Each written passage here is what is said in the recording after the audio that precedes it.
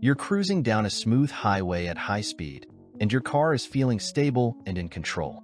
Suddenly, the journey changes. You're now navigating a snow-covered road with limited traction. Later, you find yourself on a muddy trail, the wheels spinning and struggling to find grip. Finally, you're climbing a steep, rocky incline, with every wheel fighting for traction to keep you moving forward. What makes your car adapt to these wildly different conditions? Here comes the different drivetrains: rear-wheel drive, front-wheel drive, all-wheel drive, and four-wheel drive. To understand this, let's start with a key component of all these systems: the differential. Imagine a simple car axle with two wheels attached. When the car moves in a straight line, both wheels rotate at the same speed because they travel the same distance. In this case, both wheels are in sync. Now, the car takes a turn. The outer wheel has to travel a longer distance than the inner wheel because the outer wheel's path is larger. If the two wheels were rigidly connected, like on a solid axle, they would both try to spin at the same speed. This causes the skidding of the inner wheel. This leads to poor handling and control. The differential is a mechanical device placed between the two wheels on an axle. It allows both wheels to receive power from the engine. It also lets each wheel spin at different speeds when needed. Inside the differential, there are gears called pinion gear, ring gear, side gears, and spider gears. The ring gear receives the power from the engine via pinion gear. When driving straight, the spider gears stay stationary, and both wheels rotate at the same speed. When turning, the spider gears spin, allowing the inner and outer wheels to rotate at different speeds. This helps take a turn smoothly as the inner wheel rotates slower than the outer wheel. It's a small but ingenious component that makes modern driving smooth and safe. Now let's zoom out and look at the bigger picture, how this fits into the world of drivetrains. First up, rear-wheel drive. This is one of the most classic and performance-oriented drivetrain setups. Let's break it down. The engine's power goes through the transmission. From the transmission, the power flows through a long drive shaft that runs to the back of the car. The differential receives the power and splits the power between the two rear wheels, allowing them to rotate at the same speed. The differential also allows the wheels to rotate at different speeds when one wheel loses traction. These wheels propel the car forward, while the front wheels focus on steering. The separation of steering and power results in more precise control. Rear-wheel propulsion allows for sharper acceleration, especially in sporty or luxury cars. In slippery conditions like snow or ice, the rear-wheel drive can struggle, as the rear wheels may lose traction more easily. But not all driving scenarios are the same. So, how does this compare to front-wheel drive? Let's find out. In front-wheel drive cars, the engine and transmission are usually mounted together in a single unit called a transaxle, located at the front of the vehicle. The engine generates power, which passes through the transmission, where gears adjust speed and torque. The differential, integrated into the transaxle, splits the power and sends it to the front wheels through CV axles. These wheels propel the car forward. The front wheels not only handle wheel rotation to move the car forward, but also manage steering. Just like in rear-wheel drive, the differential allows the wheels to rotate at different speeds when one wheel loses traction. But compared to rear-wheel drive, front-wheel drive cars are less suited for sporty driving dynamics. Front-wheel drive is all about practicality and efficiency, making it perfect for everyday use. But what if the road disappears, the terrain gets unpredictable, and you need to drive anywhere, no matter how rough the conditions? That's where 4x4 comes in, giving you the traction and control needed for any terrain. Let's see how it works. Here, the transmission is placed after the engine, and after that, there is another component called the transfer case, which is the heart of the 4x4 system.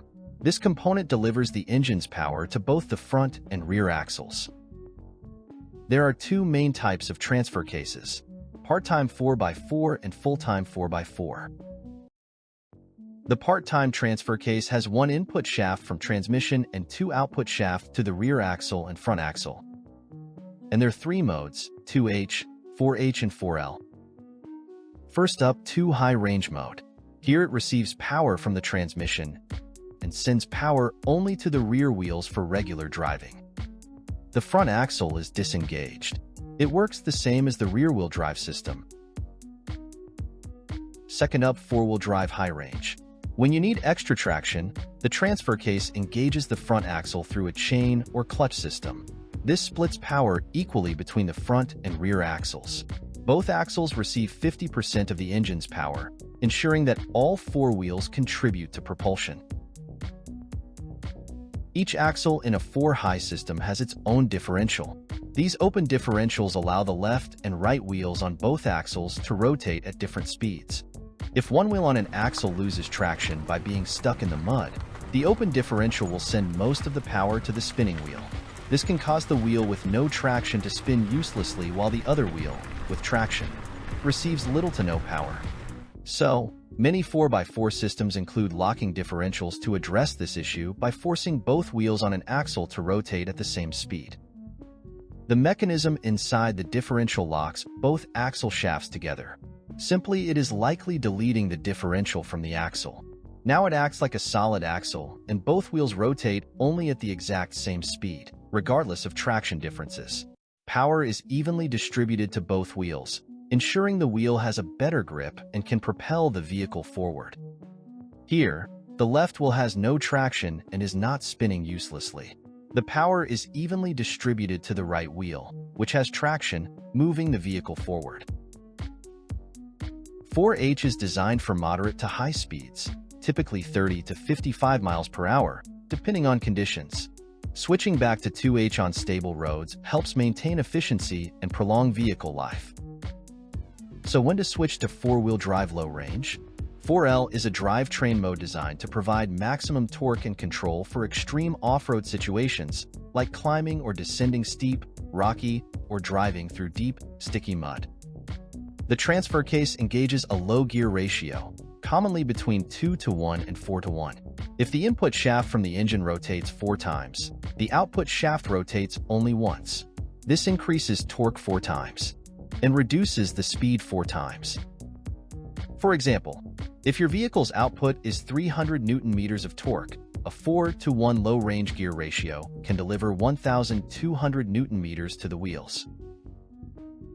Due to high torque, the tire pushes against the ground, and the ground pushes back with an equal and opposite force.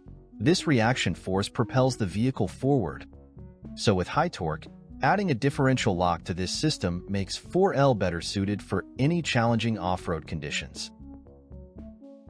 And in full-time 4-wheel drive vehicles, there's an advanced component known as the center differential.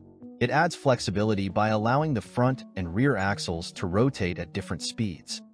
But one axle might lose grip, causing the differential to send most of the torque to the axle with less resistance, typically the slipping one.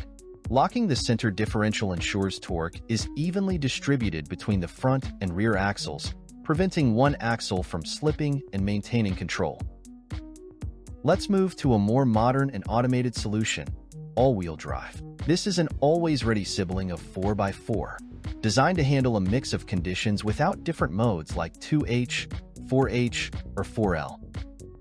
It does not use a transfer case. Instead, it uses a center differential or a multi-plate clutch to manage power between the front and rear axles. For better understanding, we will take the multi-plate clutch used in modern vehicles as an example. This system has wheel speed sensors on all wheels. These sensors continuously monitor wheel speed. If the front right wheel loses traction, the sensor detects the spinning wheel and sends a signal to the AWD control unit. Control unit engages the clutch plates. This gradually connects the rear drive shaft to the transmission, sending more power to the rear axle. Instead of power being wasted on the spinning front right wheel, the system redirects torque to the rear wheels, helping the car regain traction.